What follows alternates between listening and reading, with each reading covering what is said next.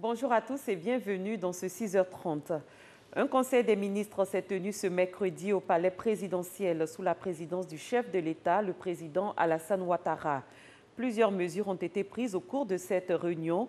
L'une d'entre elles concerne la caution fixée par les propriétaires de maisons.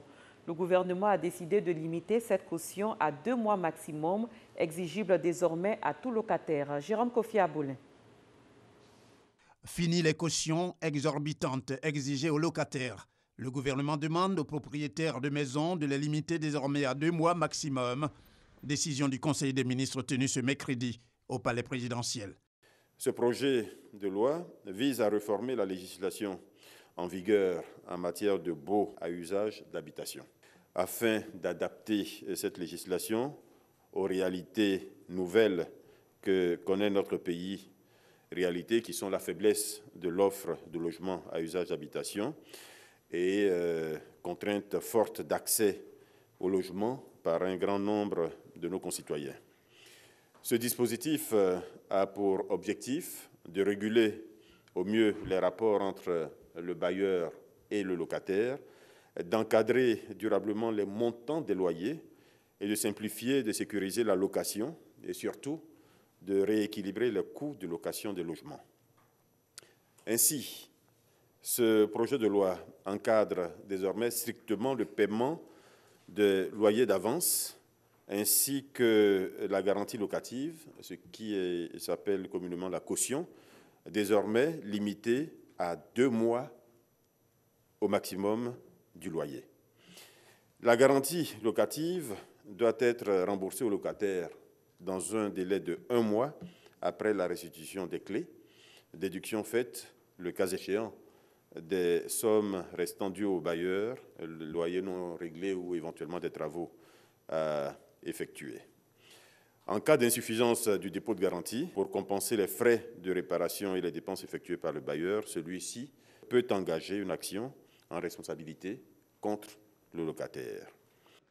Le Conseil a aussi pris des mesures relatives au plafonnement des prix et des marges de certains produits et services. Il s'agit des mesures visant à faire face à la vie chère qui reste l'une des préoccupations majeures du gouvernement.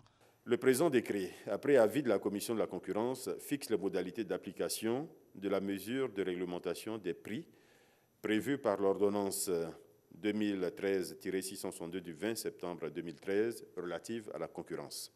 Il établit et plafonne sur une période de 6 mois les prix et les marges du riz, du sucre, de la tomate concentrée, de l'huile de table et du ciment. Ce plafonnement s'applique aussi bien au niveau de la production, donc sortie usine, qu'au niveau de la distribution des produits concernés. Par ailleurs, la Journée nationale du prix d'excellence, édition 2017, évoquée également au cours de ce conseil.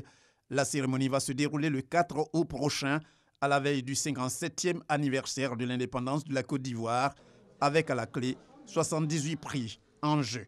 Ce prix national consacre l'engagement du gouvernement de promouvoir une société d'excellence en accord avec la vision d'une Côte d'Ivoire émergente du président de la République. Ainsi, pour l'édition 2017 de cette journée d'excellence, au total 78 prix qui seront mis en compétition, dont 75 seront effectivement décernés cette année. 3 prix, à savoir le prix d'excellence des armées, le prix d'excellence du glaive d'honneur de la gendarmerie nationale et le prix du meilleur aménageur foncier ne seront pas décernés cette année. À l'issue du processus de sélection mené, chaque lauréat classé premier recevra des mains du président de la République un trophée, un diplôme, ainsi qu'un chèque d'un montant de 10 millions de francs CFA. Le Conseil, avant de refermer ses portes, s'est félicité des performances réalisées cette année encore par l'INPHB, Institut national polytechnique Félix Houphouët-Boigny. L'établissement s'est illustré de la plus belle des manières avec l'admission de 5 de ses étudiants, tous des Ivoiriens, au concours d'entrée à l'école polytechnique de Paris. Une délégation du Bureau indépendant d'évaluation du Fonds monétaire international FMI est en mission à Abidjan. Elle a été reçue hier par le vice-président Daniel Cablon-Duncan. La délégation du Bureau indépendant d'évaluation du FMI est allée expliquer au vice-président l'objet de sa mission en terre ivoirienne. Bien avant cette délégation, Daniel Kablan-Duncan a échangé avec le directeur adjoint du Centre de développement de l'Organisation de coopération et de développement économique OCDE. Le compte-rendu de Mahama Traoré. Que pensent l'État et le secteur privé des interventions du Fonds monétaire international FMI en Côte d'Ivoire? C'est pour répondre à cette question qu'une délégation du Bureau indépendant d'évaluation du FMI est en mission à Abidjan. Elle est allée rendre compte de cette mission ce mercredi au vice-président Daniel Kablan-Duncan. Nos rencontres ont été fructueuses à Abidjan. Nous entreprenons cette évaluation en vue d'améliorer les interventions du Fonds monétaire international pour le futur. Autre acteur économique de premier plan, reçu par le vice-président, le directeur adjoint du Centre de développement de l'Organisation de coopération et de développement économique, OCDE. Faisant partie des 9 pays africains membres de ce centre, la Côte d'Ivoire fait office de bon élève, selon Federico Bonaglia. Dans ce groupe de 9 pays, la Côte d'Ivoire joue un rôle très important parce que c'est le vice-président de notre comité directeur. Et le vice-président, son Excellence, M. Duncan, nous a fait l'honneur déjà d'une visite pour discuter les résultats de l'étude multidimensionnelle que nous avons préparée ensemble avec les autorités ivoiriennes et qui a identifié un certain nombre de réformes, 83 réformes, sur lesquelles le gouvernement s'est engagé avec une mise en œuvre et dans lesquelles l'OCDE est en train d'appuyer d'une façon technique les équipes de la présidence et les différents ministères pour faire un monitorage de la mise en œuvre, l'implémentation de ces réformes. Ces réformes économiques ont permis le choix de la Côte d'Ivoire dans le groupe des 5 pays africains devant bénéficier du programme Compact with Africa, initié récemment par le G20. C'est pour partager cette expérience réussie que le directeur adjoint du Centre de développement de l'OCDE a invité la Côte d'Ivoire à participer au prochain Forum international sur l'Afrique. Forum qui se tiendra le 4 octobre prochain à Paris. C'était le point de Mahama Traoré et Jérôme Kofi Aboulin. Un mot de transport aérien. L'aéroport international Félix Houphouët-Boigny d'Abidjan vient d'obtenir la certification OACI. C'est une exigence pour l'Organisation de l'aviation civile internationale. La certification OACI signifie que les exploitants d'aéronefs et les autres structures qui utilisent l'aéroport Félix Houphouët-Boigny au moment de la délivrance du certificat par l'Autorité nationale de l'aviation civile ANAC répond aux exigences de sécurité concernant les installations et l'exploitation technique, ce qui pourrait attirer davantage les investisseurs, nous dit Francis Boifou. 2 ans après la certification américaine TSA qui autorise des vols directs vers les États-Unis d'Amérique à partir d'Abidjan, l'aéroport international Félix Houphouët-Boigny vient d'obtenir la certification OACI. C'est une exigence pour l'Organisation de l'aviation civile internationale. À la différence de l'agrément TSA, abusivement appelé certification américaine, qui porte exclusivement sur la sûreté dans les aéroports, la certification OACI porte sur l'environnement, la sécurité et la sûreté, tant du point de vue des infrastructures que du fonctionnement. Ces défis, Aéria a su les relever.